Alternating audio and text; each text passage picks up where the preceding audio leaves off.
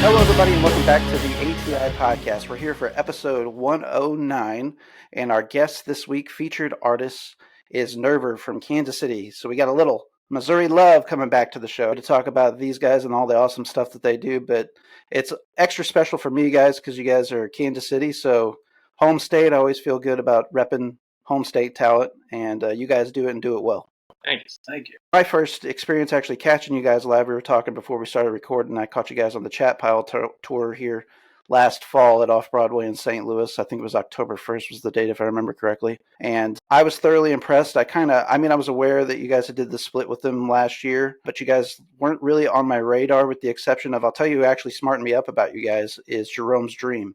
I interviewed them last year, and you guys were actually on a short list of artists that they wish to play with in the future. We met those guys at ZBR Fest in May of last year, and Okay. I got to meet those dudes, and they were very, very nice, and it was awesome to see. They were like, well, they're not too far from me, and I was like, well, where are they at? And they said Kansas City. I was like, well, I'm down in the southeast Missouri sector, so Memphis is like actually closer than Kansas City to me physically. Not by much, but like 30 minutes difference, if you will. But yeah, it's a bit of a trek to Kansas City, so we get kind of out of the loop on what's happening in Kansas City down where I'm at. We're closer to St. Louis. I'm about an hour and 5 minutes south of St. Louis. How close are you to Poplar Bluff? Actually, relatively close. I'd say that's about equidistant, so probably about an hour south of us. Yeah, our other guitar player, Jake, he grew up there for a while. Really?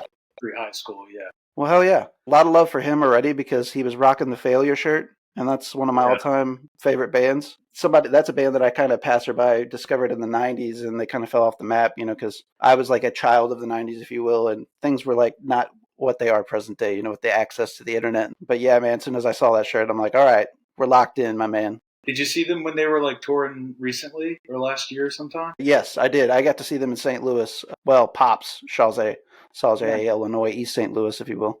Did and they do the whole documentary thing? They did. Yeah, we saw that as the opener. Yeah, that was strange, but it was fun. Yeah, like my buddy that went with me, we were like, are they gonna? How's this going to go? Because we saw no build opener. And I saw on their social media they were promoting the fact that they were showing a sneak peek to the documentary. And I was like, boy, I've never experienced anything like that going to show. I'm like kind of wondering how this is going to be received. People were into it, man. And, it didn't lose me, but I'm like an avid music fan. So, but it was definitely a different presentation, right? It was definitely different. I ate a bunch of mushrooms before that show, and we got into that documentary part for a while, and I was just like, oh my God, I gotta hear, you guys gotta play a song soon. Yeah. It was like Haley Williams from Paramore talking about Failure is a good band. The drugs. I was like very taken back by that. Not that I got like any hate. I'm just not a fan, And I was like, of all people to talk about Failure, you got Haley Williams from Paramore. But I guess maybe they're trying to like bridge an age gap there or something. I don't know. And it was kind of unusual. Well, they had Butch Vig on there too, which, legendary producer, drummer for Garbage and stuff. They had the cat from Silver Sun Pickups. Yeah, they had kind of a weird cast of characters on that, man. I was kind of taken back by who all participated in that. One thing that stood out right away to me was your angular sound. I love to be punched in the teeth with music, and you guys certainly are doing that in spades. I don't know how you guys would characterize yourselves. I know, some people aren't really into like the fads of painting their bands with certain brushes, but I would certainly say you guys are in that noise rock realm, a little bit of hardcore influence as well. So how do you guys kind of view yourselves, just out of curiosity? Someone that didn't write any of the songs, from an objective standpoint, I think it's the intersection of noise rock and scream. Yeah, I feel that. There's something like that. It's like whatever. I always just go by whatever other people say, because I never really. I feel like subgenres and stuff like that are so subjective. And Yeah, I agree. if I had $1 for every time someone's been like, "Man, you guys sound just like this band," and I'm like, "Okay, sick. I've never heard of it. I'll check it out." But also, we've gotten some weird ones. There's like a guy in our hometown that was like, "Man, y'all sound like Fall of Troy meets Law Dispute or something," and I'm just like, Sure, man. "Thanks, man." Yeah, I'm not sure about that one. Nice attempt there, brother. Let's talk about kind of some of your guys' personal influences, like kind of what brought you to music. Obviously, your experiences up to this date kind of led to the sound that you are currently. So I'm just kind of curious to kind of hear some of your background and maybe some bands that you've been in before or artists that you were really into that you would maybe consider inspirations. Sure. Well, when I was growing up, I grew up in a pretty rural area. I didn't have like real steady access to high speed internet until I was probably 17 years old. Big same. So yeah, like the way I got into new music was I went to the public library after school, and I would rent out whatever CDs they had, and would like rip them onto my mom's desktop that had like dial up or whatever at home. That was pretty much all I had, and sometimes they would get compilation CDs in, and then they were actually really cool about you could request the public library to buy pretty much whatever CD you wanted. So that was like my main line into like finding new music when I was younger, and all that kind of jumped off from because my household was pretty conservative and religious, so I could convince my mom to like let me listen to like Under Oath and Norma Jean, and like there was a lot of whatever hardcore or metalcore adjacent Christian bands that were popular at the time. Right, kind of Tooth and Nail Records and Solid State was producing a lot of those artists. So I could like convince my mom that stuff was fine. And then from there, it would be like, okay, this is really cool. What inspired this? What is this band ripping off of that came before? Sure. And so, yeah, it's just kind of going backwards in time as I went forward. I started off with a lot of like boomer rock, like stuff my parents were into, Jethro Tull and stuff. I did a similar thing where like I didn't have the internet when I was getting into music, so I'd just be like boomboxed with a cassette player, and I'd just be like waiting for a song to start. So I could on the off chance that it was something I liked. So I did that for a while, and then eventually we got internet. I got LimeWire, and just started pretty quickly just getting into like just toasting your parents' computer. Yeah, exactly. Absolutely. Yeah. Yep. And pop-ups. I've ruined many. I developed a pretty good sixth sense for like that link's no good. Yeah, that one looks fishy. That one's not. Yeah, they spelled Cannibal Corpse wrong. Yeah, right. But yeah, pretty quickly just got really into death metal as a teenager, Relapse Records stuff, weirdo heavy shit. Yeah, that just pretty naturally that's been it ever since. Yeah. Mostly, just branched out from there. One thing you'd mentioned earlier too that kind of got the wheels spinning in my brain was listening to your early music fandom of like Under Oath and those Norma Jean, those types of artists. Maybe I can see a little bit, at least the riffiness, like some of the things that those bands at various points in their catalog subscribe to was kind of like writing. Not to say that you guys do this necessarily, but obviously very angular riffs, but riffs that didn't repeat. But they took a lot of that idea. Bands like Every Time I Die did it as well. A lot of those bands took that actually from Botch, and I could actually see a little bit more of Botch in what you guys do, more so than those bands. Definitely, when I was a teenager, I had a little bit more free reign on what I listened to, and I started to branch out from like Norma Jean and Under Oath, defining things like Botch and Converge. That's when I was like, oh shit, okay. Big same.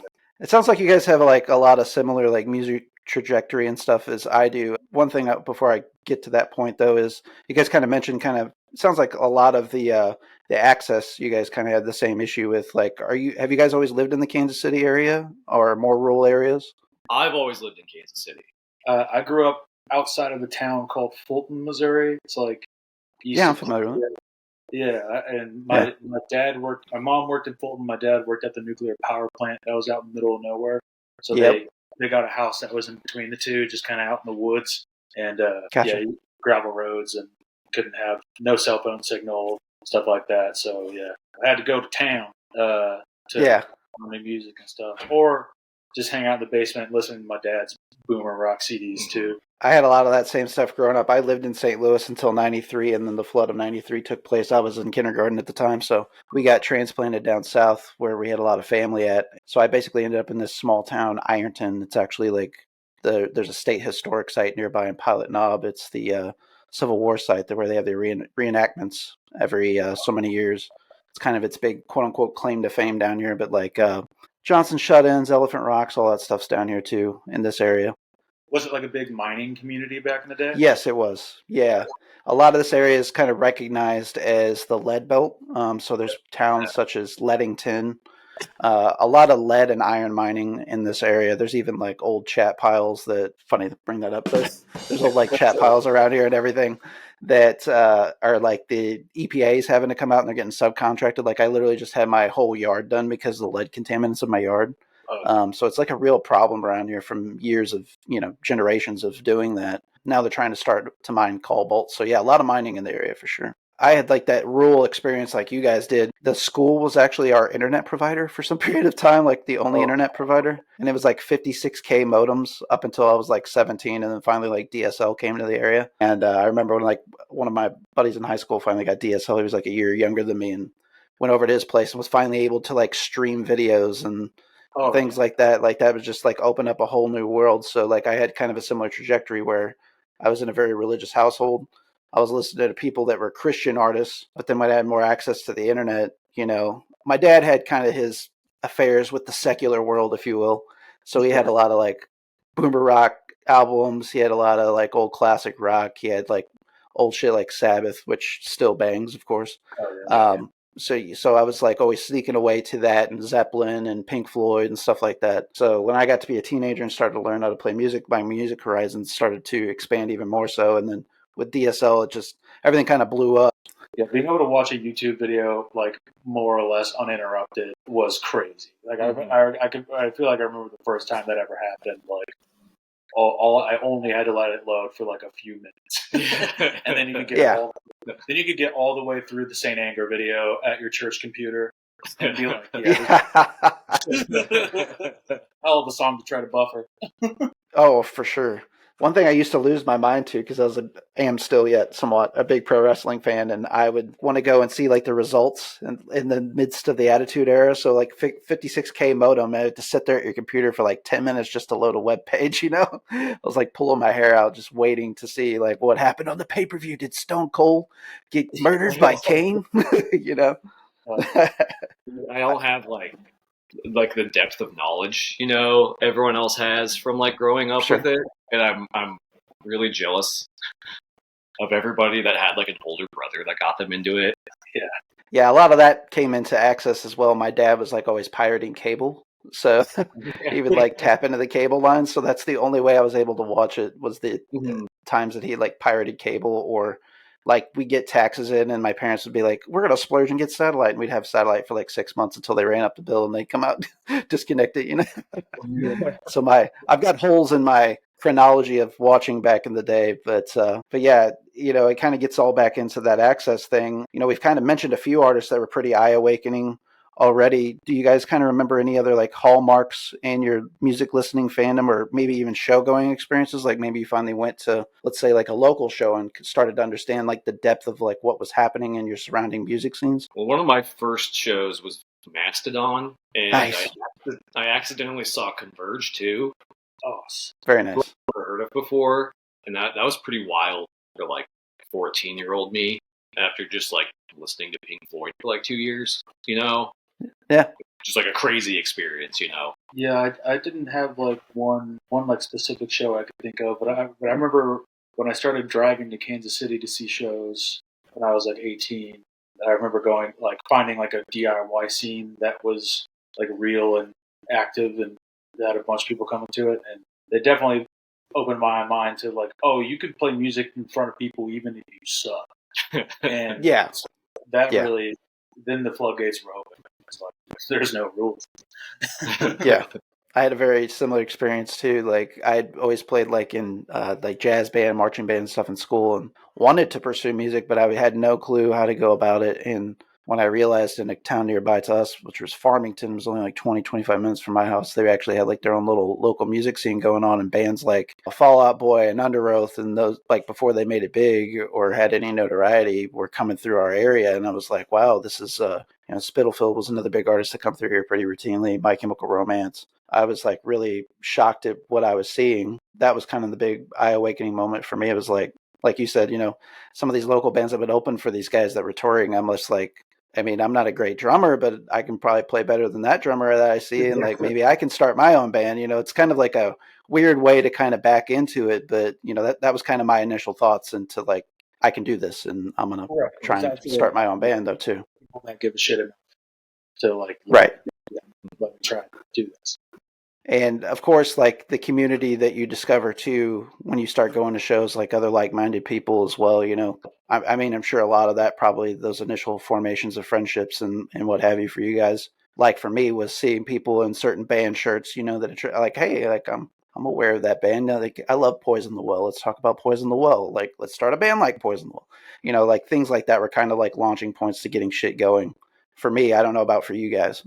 Zach, one of who did recorded the last NERVER LP, longtime friend of mine. Well, it was a cephalic carnage shirt he had on. And I was like, that band's cool. And then, friendship kindled. Hell yeah. And we've been in bands and, done shit ever since then. So yeah, that's exactly how it works for me. Yeah. Yeah. I met, like I was saying, our other guitar player, Jake, he grew up down near Poplar Bluff. He moved to Fulton and went to high school in Fulton. And that's where I met him.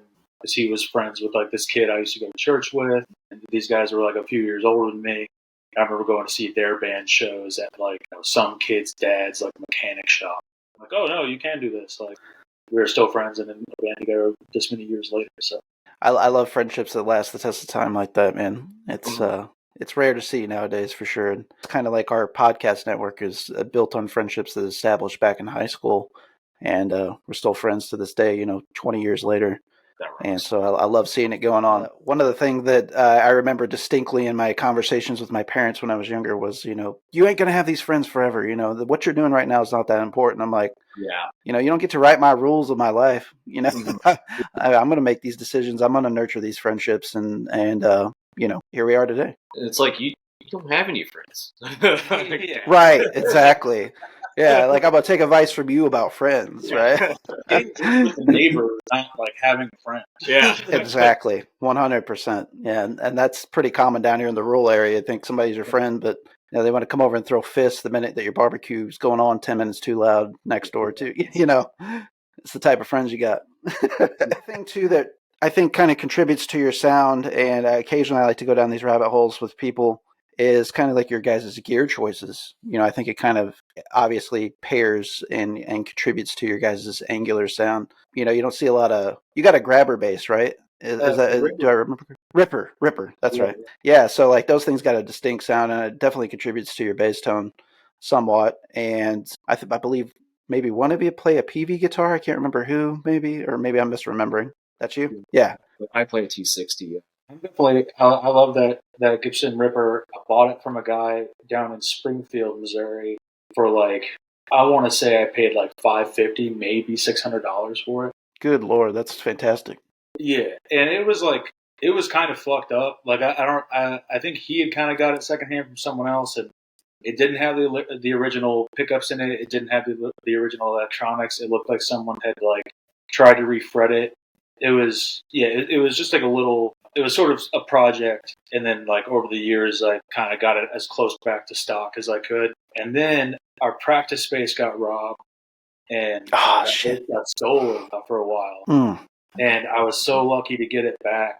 Some kid posted it on Facebook Marketplace like 6 months later.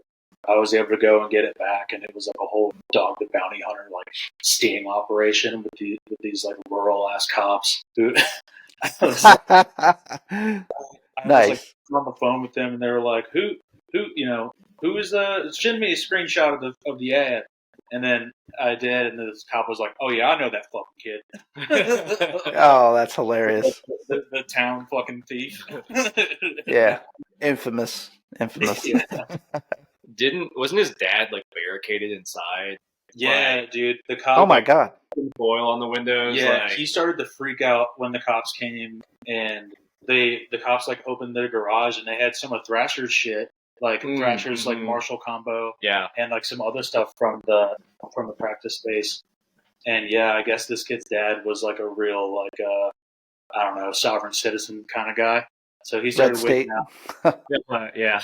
But yeah, it was bizarre. And then I remember after it was all said and done, the kid that I don't think he stole the bass. I think he bought it from the guy who stole it. Because he said he like bought it from his dope dealer or whatever. Afterwards, I'm leaving, and he's just like, "Hey man, like, what's your band called? We should jam sometime." Oh my god. Oh, yeah, that's first on my list. We are not. Yeah, so I'm kind of curious to hear why the PV. My chiropractor told me about it. Nice, very nice. Shouts out chiropractor. Yeah. Poor guy. Ages ago, he just wanted a returning customer. He sold it to you too? No, it wasn't his. He was just like, I had really bad back problems when I was like 18, and I was going to this guy, and he was like, "Oh yeah, you play guitar?" He's like, "Have you heard of these things?" And I hadn't. I checked them out, and I like the way they look because it looks like a piece of office furniture from the 80s. Kind of, yeah. They kind of look like shit, but they're kind of cool. And I don't like the way they're solid. Yeah, no, they're great. I don't like the way most guitars look. I don't like short scale guitars, so I don't really like Gibsons. They used to be really cheap, so I bought mine for like super cheap from some music shop in St. Louis, actually. People have gotten wise to them now. No, yeah, and I've had it ever since, and I'm just used to it. It's really fucking heavy. It could be a weapon if I needed it to be. Yeah. Good natural sustain. Yeah. I like the little guy, and I've been playing it too long to like get anything else. We figured each other out. Yeah. Right. Yeah, it's kind of like a marriage after a certain point. Yeah, it's like I can't imagine like playing another guitar. Yeah, we've all been kind of sold on the old PV stuff for a while. I mean, I think part of it is also like in the rural Midwest and the rural South, like you could spit and hit a fucking PV guitar. Like that's exactly right.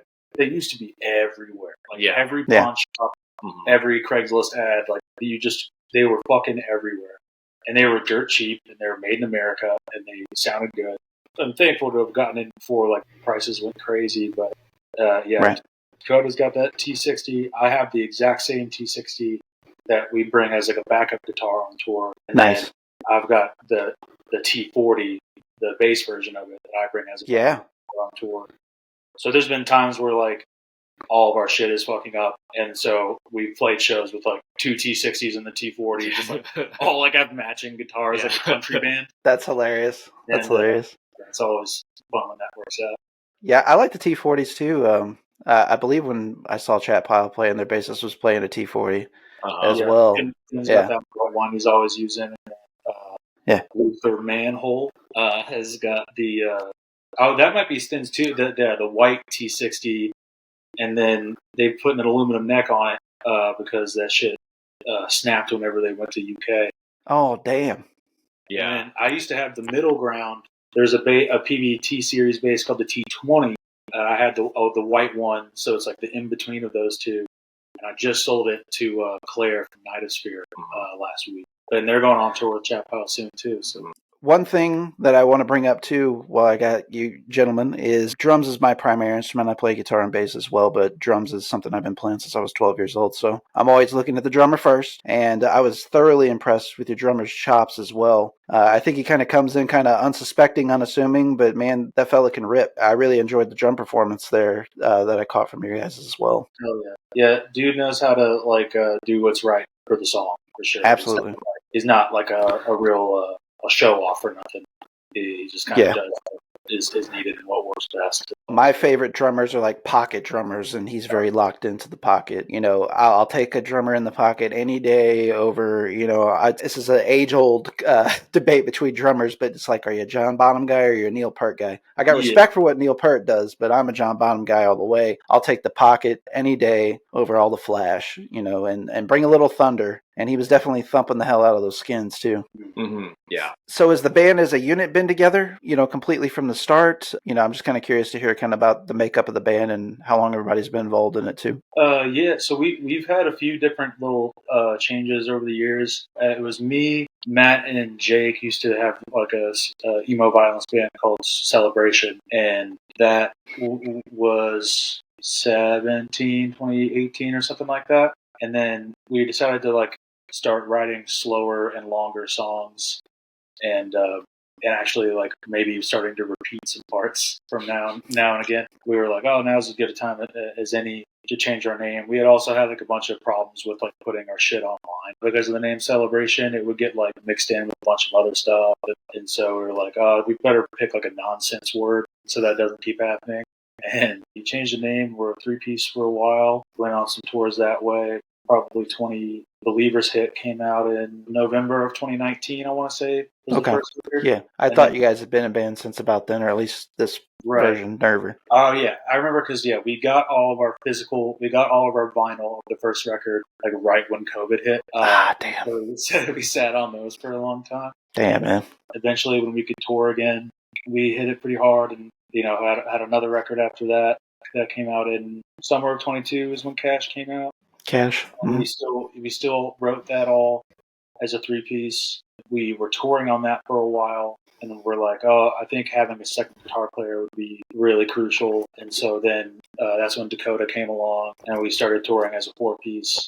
Yeah, we had already had the Chappelle Split songs written for a while, but Dakota did do some keyboard on one of those Split songs. And then, we hit it pretty hard last year as a 4-piece. We did the East Coast with Virgin Mother at the end of 22, and then did a month-long West Coast thing, the 4 of us in the spring, and then did the big Chat Pile run, and then another East Coast thing with Pinko. We got back from all that. I think all of us were pretty burned out, and recently our drummer actually parted ways with us. Oh, I'm sorry to hear that. The dude's still a great drummer, like you were saying. But anywho, we got a new drummer now, so Hop from Nightosphere. I don't know if you dug into that band at all, but they're great. And so right now we don't really have like a ton of. We don't have any tours booked or anything. Our main focus is like getting tight.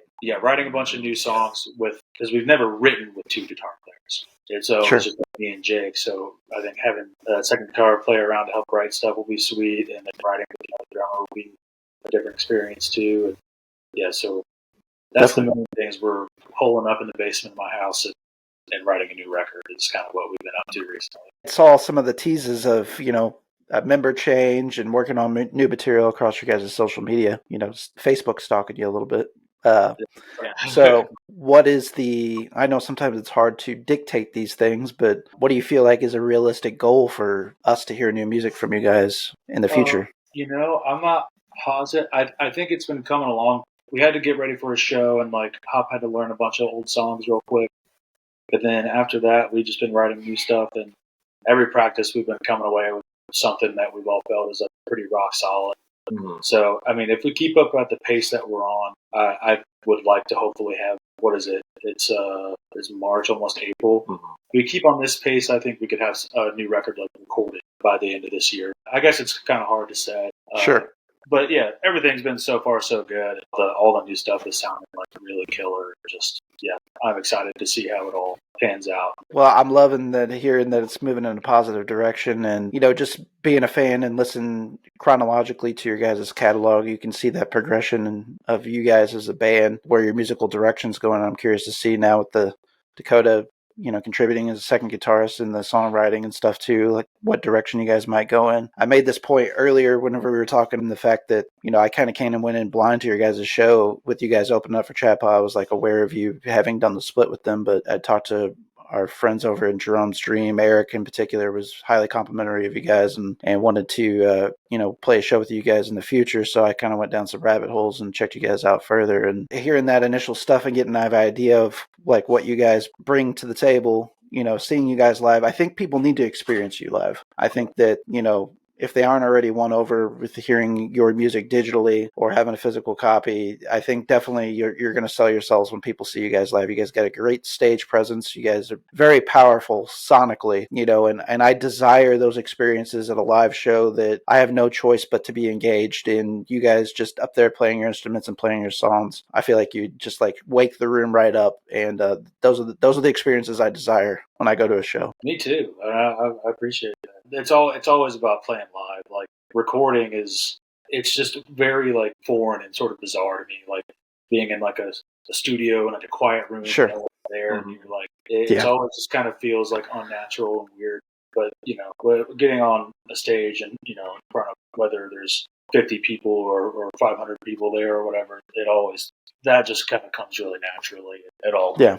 Just to sync up. Sorry, I think my cat might come join us. Hey, it's all good, man. We're all about the animal run-ins. I got cats, dogs, so you probably hear my dogs fighting in the background from time to time. It happens. One thing that really stood out to me, too, is the fact that, I try to read the room as a music fan and a guy who runs a podcast and stuff. I like to people watch and kind of see how people are received, and I really feel like, St. Louis received you guys well. I don't know if you guys had a ton of experience. I mean, it's not that far from Kansas City, obviously, playing in St. Louis previously, and if you guys have felt that well received in the past, but I think you guys definitely made your mark at the Chat Pile show and stood on your own ground. I mean, yes, they were the headliner and people wanted to see Chat Pile, but I know like one of my big takeaways was coming away thoroughly impressed with you guys. Do you guys feel the love from St. Louis? Yeah, I can't speak for Dakota. I can't say that was the best show that I've ever played in St. Louis, or that NERVER's ever played there. I mean, we played in St. Louis a bunch of times. Not that the other shows are bad,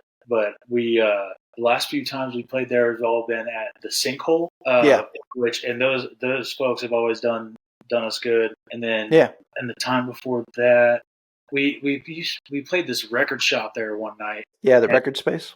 What was it called? I think it was called Music Record Shop. Okay. In St. Louis. That sounds fake. It does sound fake. And the night we played the show there, it got wrong. I mean, it's oh damn. But it is St. Louis. That Off Broadway show rocked, and I used to go to St. Louis all the time because like I grew up slightly closer there to St. Louis than Kansas City, so I used to go to like hardcore shows and stuff there as a teenager. But I never really got to explore around any sort of different neighborhoods and whatever. I don't know what part of town the Sinkhole's in, but I just know we always end up like not having any time, and we always go to that fucking biker bar that's right at the block. Yeah. And they fucking hate us there. They look at us so sideways. Yeah. It's not a great neighborhood. It's on Broadway, but it's like I guess it's technically considered South City, but it's like on the outskirts of it. I will say the neighborhood's not good, but what I do love about the Sinkhole is the parking situation. I'm like such an old dude, but you got the whole lot across the street, and not that I'm advocating this because, of course, support your local venues. But if you need to step out for a smoke or something like that, it's a great spot to discreetly handle your business. They have the little like back alley parking lot, so you can load in through there too. Yeah, and for a small space, they have actually kind of like a decent sized green room too. Totally, I'm friends with like the guys in Fister, and so they play there occasionally. And Storm Ruler, black metal band out of St. Louis, lead singer and guitarist, is actually from the same area as me, and I got to chill with them at their show that they had back some time ago. And there's kind of like a little super group that has members of like Fister and Storm Ruler and the Lion's Daughter in that area called Bastard. It's really dope as hell as well. I got to hang out with those guys in the green room, and I was like looking around the green room like, this is fucking impressive how big this is for as small of a DIY venue that this is. I almost never spend a lot of time in St. Louis because it's like it seems close, but it's like 8 hours round trip. Yeah, from DC. Definitely. But yeah, it seems like there's always good bands there. Like our buddies like Eli and Derek is always in something. Sean from Anodes, and there's always good shit going on there. So every time we play a show at the Sinkhole, it's like you can usually guarantee that there will be like good bands on it, and it'll be a decent time. But yeah, that Off Broadway show was different. It's definitely like the most packed out and like just like best sounding. Like other rooms, that sound guy really knew what was what. it made Yes. it awesome. Yeah, it's so weird to see Off Broadway have like so many heavy bands nowadays. Like I've been doing the shows in St. Louis for 20 plus years, and Off Broadway used to be kind of a different type of venue, like mostly like blues and indie music and stuff there. Yeah. They've kind of like relaid out the whole place. Like you used to come in a different way, and like the load-in area like wasn't as expanse. Like that actually was kind of like the entry into the building, and so it's like it's so disorienting for me, even still yet to go to shows there nowadays. But it seems like it's like very much more well audience and band friendly from that perspective as well. Another band that I saw there, which was bizarre for me to see there, of course, was Portrayal of Guilt. Yeah, one of my favorite people doing it right now. We're going to have the drummer on here in a couple weeks, and we're going to be talking about their tour. They're about to go on with Chat Pile as well, but it's cool to see heavy bands there. Hey, I'm not complaining. They're about to go out with Chat Pile again. Yeah.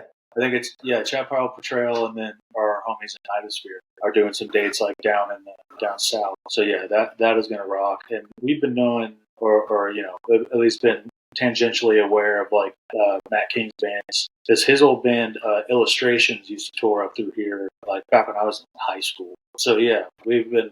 I think back when we were still called Celebration, we played a battle set with Portrayal Guild down in Austin. And I think it was like one of their first hometown shows. That shit was wild. That band rules. They're right. Their EP that they put out last year was a masterpiece, man. That was my favorite album last year. I just love the ambition of it. You know, the front half being what it was, and the second half being string arrangements of everything on the front half. Yeah. And then the short film that they put out with it. You know, it was like almost like a Robert Eggers like horror movie, black and white. You know, like it felt like it could have been like The Witch or A Field in England or something like that. Like kind of the same universe. I love what they're doing, man. Yeah, I wish we just like knew more people in like the video world, because we've had like a couple little like videos that people have made for us, just and sent us and be like, hey, I made this video for this song. If you like it, use it. If not, whatever. And they've been cool. But yeah, I've always wanted to like for us to come up with something like that, like a video or a short film or something, to be able to do it. I'm not the first clue. I don't have any friends that do that kind of shit really that I'm aware of. Well, maybe somebody will hear this discussion in the Kansas City area and they'll be inspired to give with you guys. So we're of course going to have all of your guys' links in the show details too, of course. So if anybody's liking what they're hearing today, that Will did for us. Oh yeah, that was really good. But he kind of just had free reign. Yeah, exactly. Is that the video for one of your tracks off the split? Right. Or, yeah. Okay. He did a video for one of Chat Pile's tracks off the split as well. So the same style, the VHS. Sort of like horror looking stuff. Mm-hmm. Yeah. That's sick. Not that I'm like, as far as I'm concerned, fuck these people, and this is my opinion.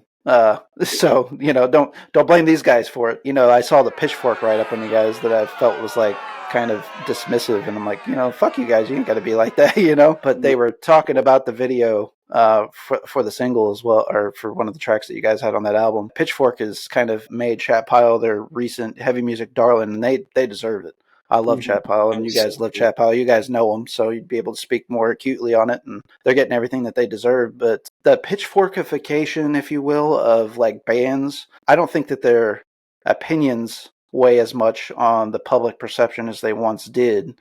But it's like everybody's got to have like a shitty take, to be, I don't know, relevant nowadays. Like, I'm not about that, man. If you don't like it, that's fair, but, at the same time, there's no reason to shit on people. And I don't remember what the Pitchfork thing said. It wasn't like derogatory. It was just like dismissive in nature, I would say. But still, fuck them for that, because you guys rule. So that's me saying it. Barrett Lewis, send your hate mail to @BarryInsane on Instagram and Twitter. All right. Yeah, I think that makes a lot of sense, because I feel like that was kind of the point. I feel like of that split was a lot of people. It's like if you like one, you probably like both.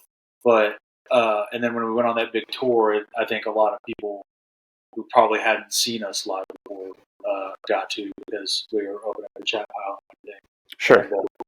But yeah, it was all good. We love those dudes. And excited to see what they do. They've been recording a lot too, it looks like. Yeah. Yeah, supposedly they're supposed to be releasing an album maybe later this year, and I'm really excited about that as well. To like crank shit out like that because I know they do all their recording stuff themselves. Like they mix all those themselves. Like and like we have homies that do it. Help us with the recording. Like our buddy Zach, who was engineered. He did Cash, and he also did our songs on the Chat Pile split. But it's always been, it's a thing. You got to go book time at a place and figure out when he's available and do all the stuff. And with those guys, they just go to fucking Sten's house and just bang it out.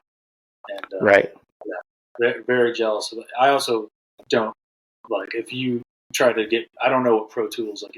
It might as well just be Magic. Like I don't understand how any of that shit works. Every time I see Zach like doing something, I'm just like, yeah, that's like fucking. It's nonsense. I mean, wizardry.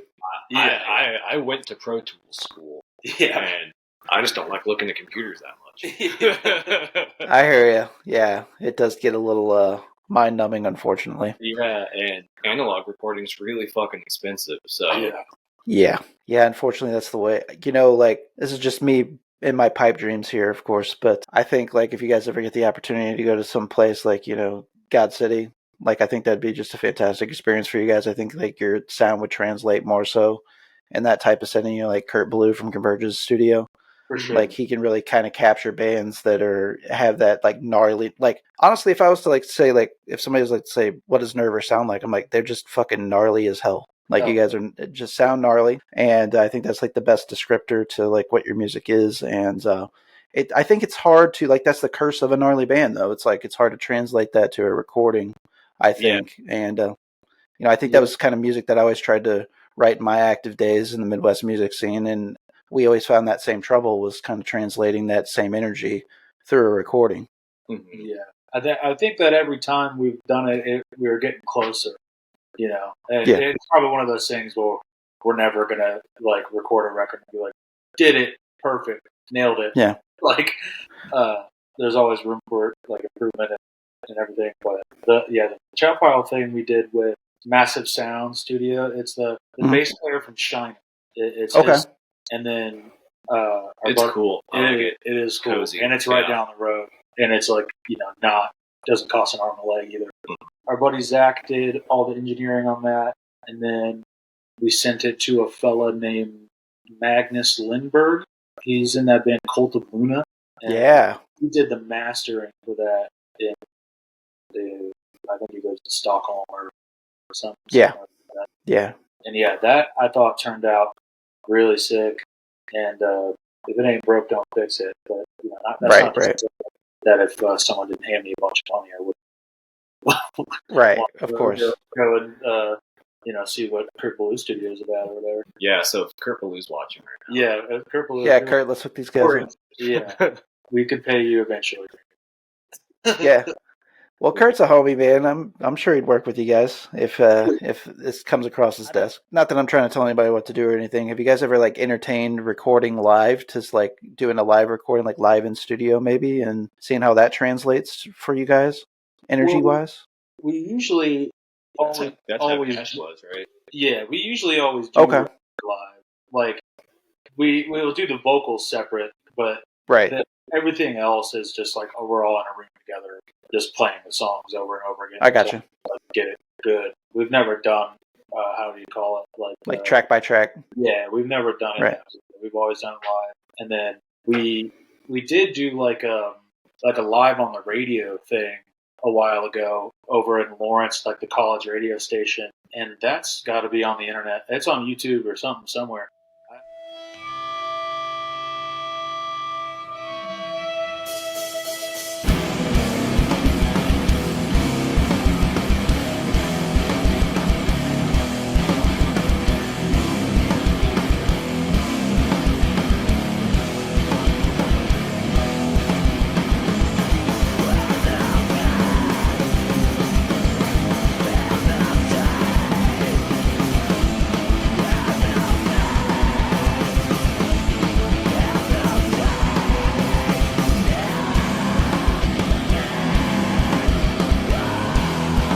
Recently that like the kids that were involved in like producing that like won some award. I'll be damned. Yeah, that's really cool. Yeah, recording live has just been like the easiest way to do it, especially if you got like weird sort of tempo changes or like. Definitely. We've got a handful of just kind of fucked up parts that don't make any sense. So we got all I hear you. looking at each other for them. Yeah. No, I get that for sure. It's rare to see bands do that nowadays. It's not unheard of, you know, like we kind of mentioned some of these bands in this wheelhouse earlier, but like the Chariot Everything Alive EP kind of opened me up to that idea back whenever I was active in music, is when they recorded their stuff live. Mm-hmm. I'll tell you who actually just recently did this, and I was so shocked to have seen it, was Gouge Away with Deep Sage. They recorded actually live in the studio, and they did all edit to like reel, and then Christina Michelle did her vocals separately in a booth, so she was the only person that was separated from everybody else while they were. Hats off to them, because that record sounds incredible, and they engineered that separation. You can still distinctly hear everybody's parts. That's the one bad thing that you have to dance, you know, right, when you're recording live with a band, is people's stuff bleeding over on each other's tracks and that sort of thing, right? Urban cats. Yes. But then like playing with headphones is always a weird adjustment you have to make. For sure. I sort of halfway play drums as well. I'm not too great at it, but when the last time I recorded some drums, I really tried recording to a click for the first time. It's just like, what the? Why is it so hard? Yeah. I mean, it's doable. But yeah.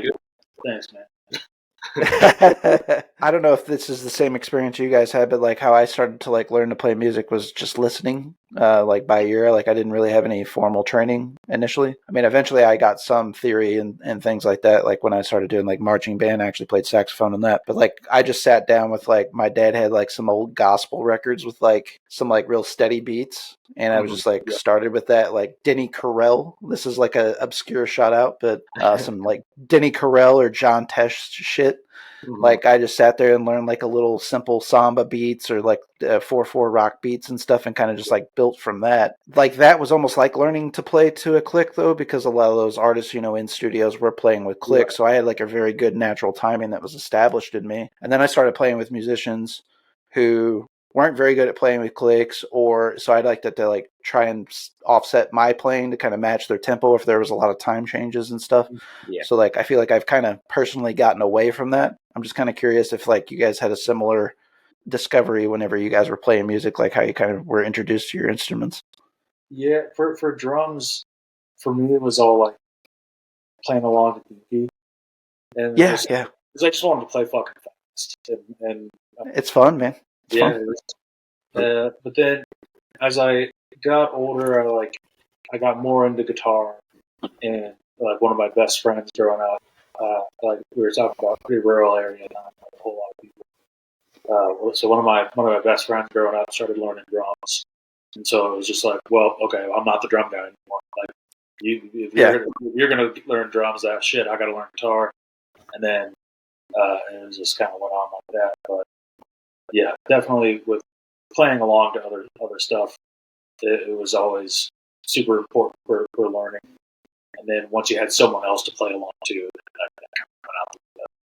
I never played with the click for a long time, and then I started playing in bands, and it was like, oh, this is a thing we got to do. I'm fucking mad.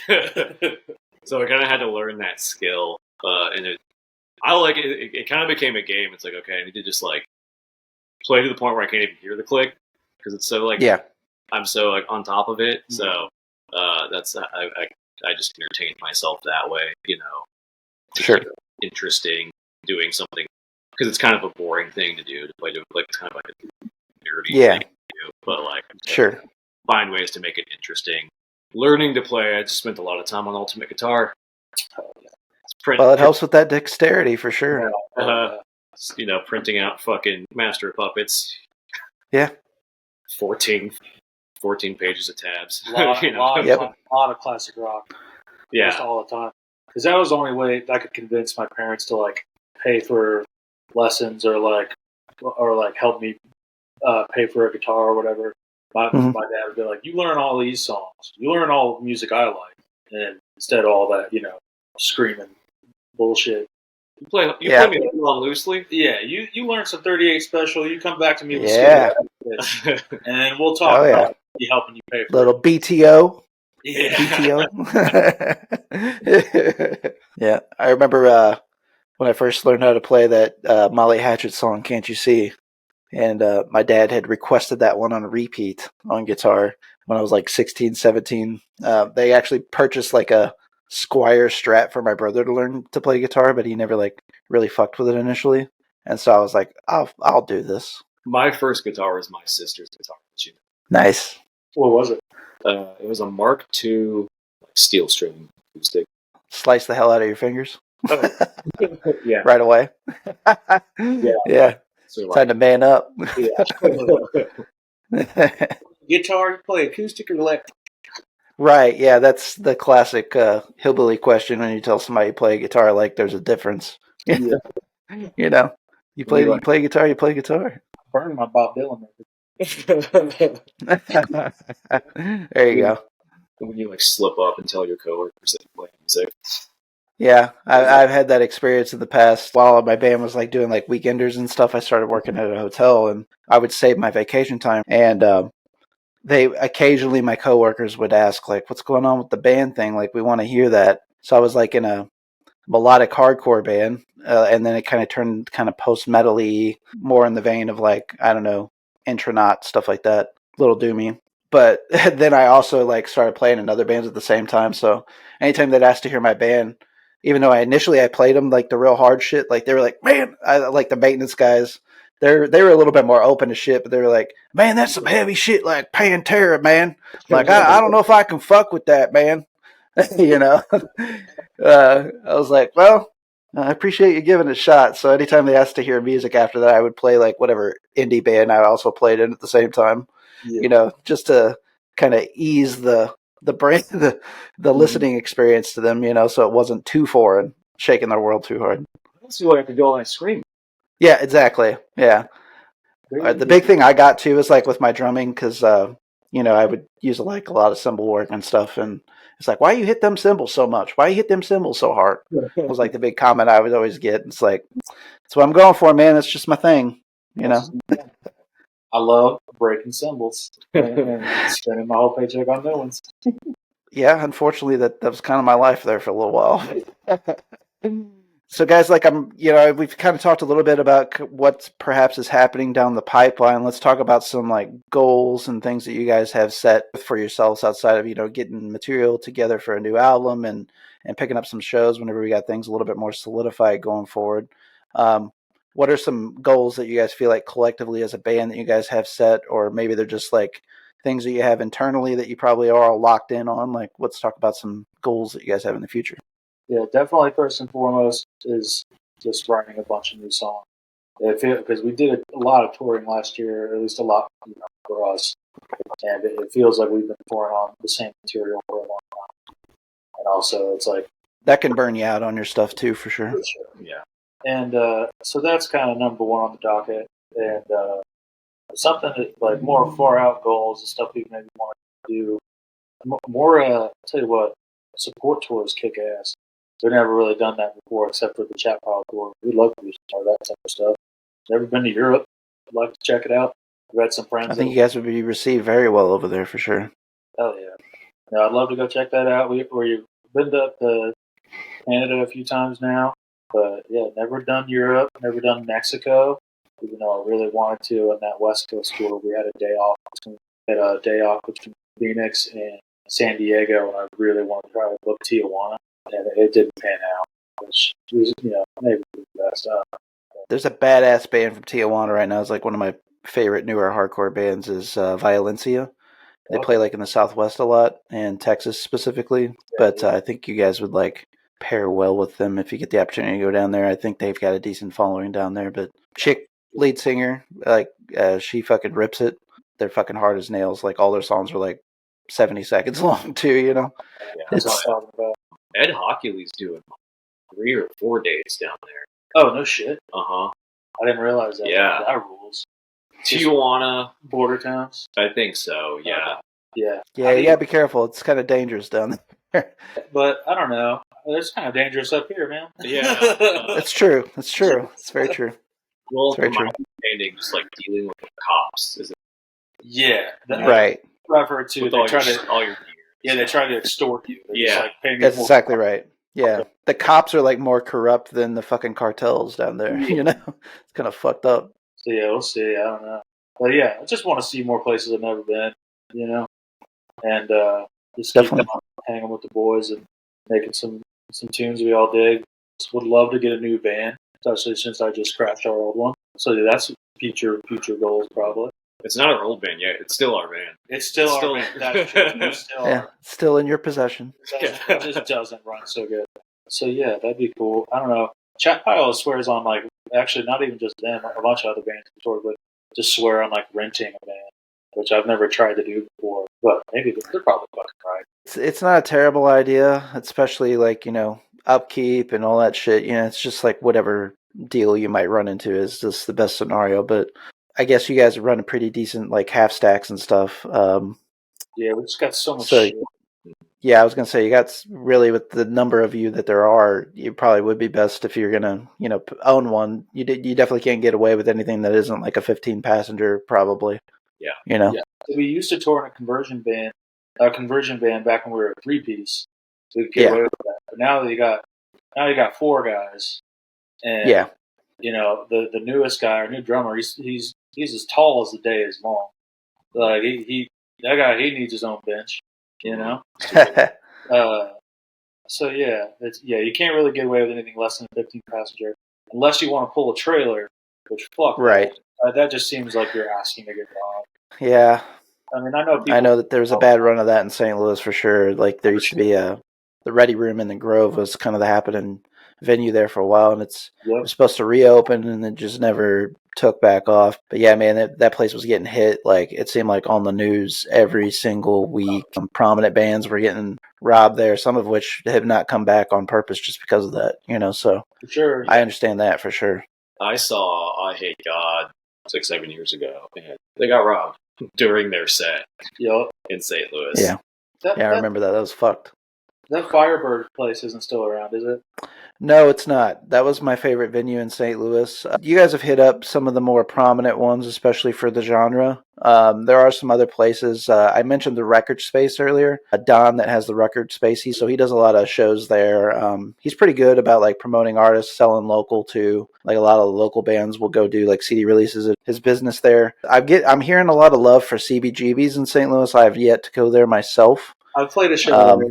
It was okay. I mean, it went off. There was a lot of kids there, but okay, it's fucking small. It's trying to fit a lot of gear and a lot of people in there is tough. It seems like Off Broadway is really getting a lot of like the heavier shows. Like I'm getting ready to go to Better Lovers there, and Foreign Hands are playing April 19th. I'll be there for that. There is Delmar Hall, which does have heavy bands there occasionally. It's one of the newer venues there on the Delmar Loop, right across from the pageant, or right next door, I should say. It's a good spot. You saw Hum there? Yeah. Oh, nice. Hell yeah. I'm getting ready to see Quicksand there myself. Quicksand is on the Hot Water Music 30 anniversary tour. So, which I like Hot Water Music just fine, but Quicksand's like one of my favorite bands of all time. And I think Stephen Brodsky from Caven might be playing with them. So he's been doing a lot of the tours with them, and he's like my favorite, like all around musician present day. So.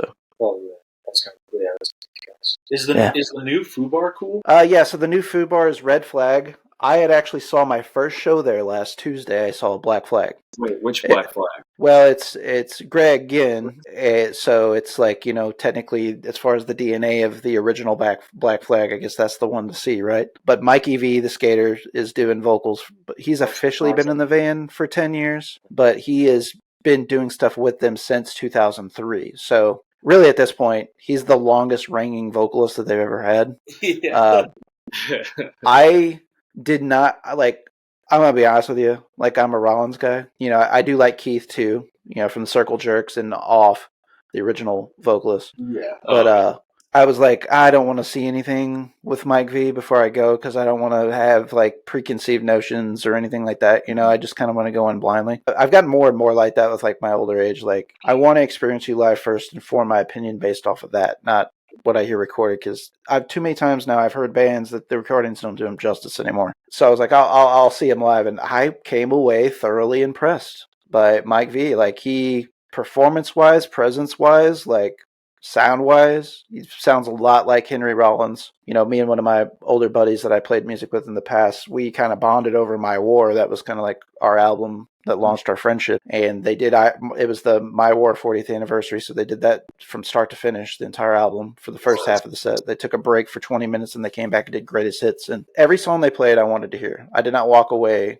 unsatisfied with them missing anything in the catalog, and I was thoroughly impressed. They had hired guns on bass and drums, stuff that they had done in the past. I wasn't real familiar with either of them, but the two hired guns that they had playing with them have been playing those roles for the last 1 to 2 years as well. So, you know, and Greg Ginn, man, he was like happier than a lark, dude. He was walking around in the crowd, just hanging out with people, smiling on his face the whole time. Like, I was so taken back by it. It was pretty wild. Yeah, I've always been interested to see some iteration of that band. I love all of Mike B's work in the Tony Hawk games. So. Oh, absolutely, absolutely. Yeah, come on, man. Loved him in American Land. Loved him in Underground. Underground 2. Underground 2. Yeah, he was one of my favorites for sure. Yeah, that's a way like I used to find out about music, you know, before all the access to was kind of like old skate videos or the Tony Hawk games, of course. You know, that's started my love for Fugazi specifically. So, you know, I had a lot of good shit through that. I had MTV Skateboarding for Windows XP. I think it came out for Windows and it came out for the first PlayStation. They had Street Cart by Deftones on that, and they also had Sugar by System of a Down. And yeah, nice. both those songs definitely rocked my world as a fucking 7-year-old. Yeah, when I was playing that game. Hell yeah! The video to that on Yahoo Music, like pre-YouTube, was like how videos. Video for Sugar. Yeah. Yep. And there was, or AOL sessions sometimes. Yeah. Yeah. There was like 9 pixels. Yeah. The newscaster thing. In the beginning. Yeah. It's like burned into my reptile brain. Yeah. That's great. You know, funny enough, we're bringing a lot of that stuff up. Is Pops is kind of under relatively new management. That's actually where I saw Failure at. They just had Hatebreed, Dying Wish, and Gate Creeper there last year, which I get down. I mean, I used to be like a young hardcore kid, so I used to listen to Hatebreed. They're like not necessarily my favorite anymore, but I got respect for them, and obviously legends. Dying Wish, as far as like newer metalcore bands, like to me, they're of the best doing it in that genre. Sad that I missed that one. So I think they're making like a really good effort at it. It Pops, so that's like it's another place. But I say that to say this is Pops just posted that they were looking for openers for CKY. CKY is coming. So yeah, I posted the I guess Facebook. It's technically I just call it Facebook Classified, but I shared it on our Facebook official pages and the Facebook group that we have, ATI podcast community too. That stuff's there for quick reference. But that would be kind of cool to see you guys play with them if you guys could make that happen. We're just like trying to figure out that. Yeah, we just the whole time. Yeah.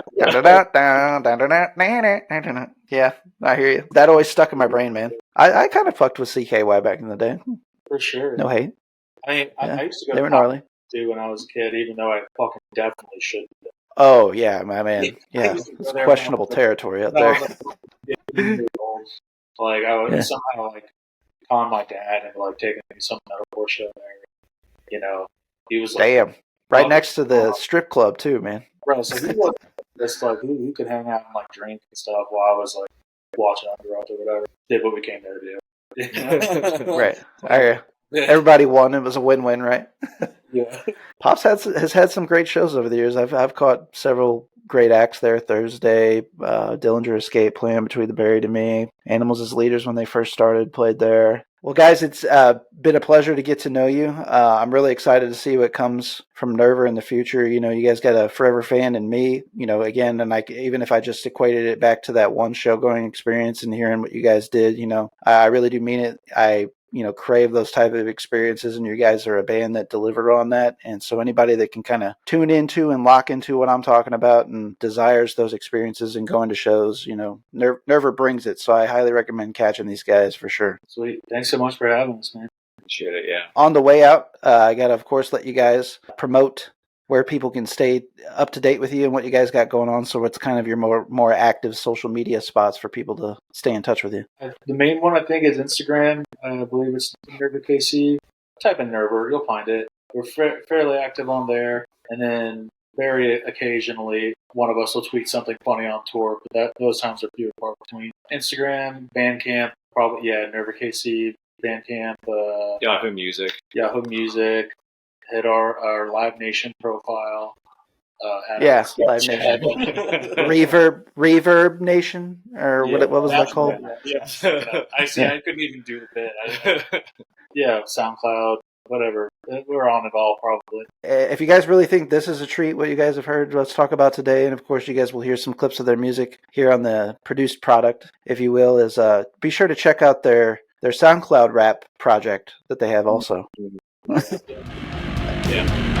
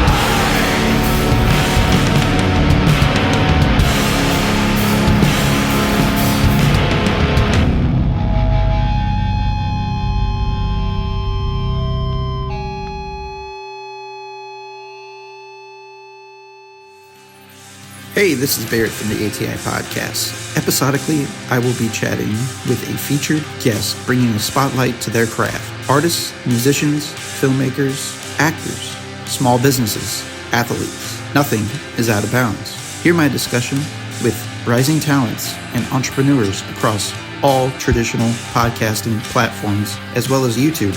Like what you hear? Be sure to subscribe to the podcast channel of your choice, whether that's Spotify, Apple Podcasts, Amazon Music, and more.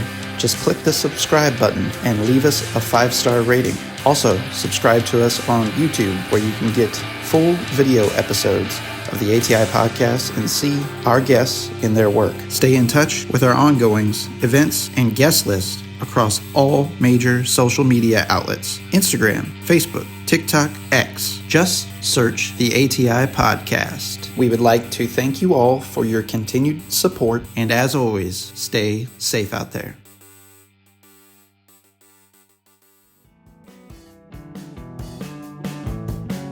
Hey there, this is Barrett from the ATI Podcast, here to talk about what we have going on the ATI Podcast Network. First, we'll start with Waxing On with R&J. The format of Waxing On with R&J is audible selections made exclusively by our hosts and brothers, Ridge Jackson and Jake Jackson. Waxing On with R&J is sure to tickle your inner eardrums with some of the most vile tones you've ever encountered, and conversely, ear candy with pop melodies, focusing on spotlighting underground and rising artists. Waxing On with R&J is another outlet of the ATI podcast community to bring awareness to many musicians' craft.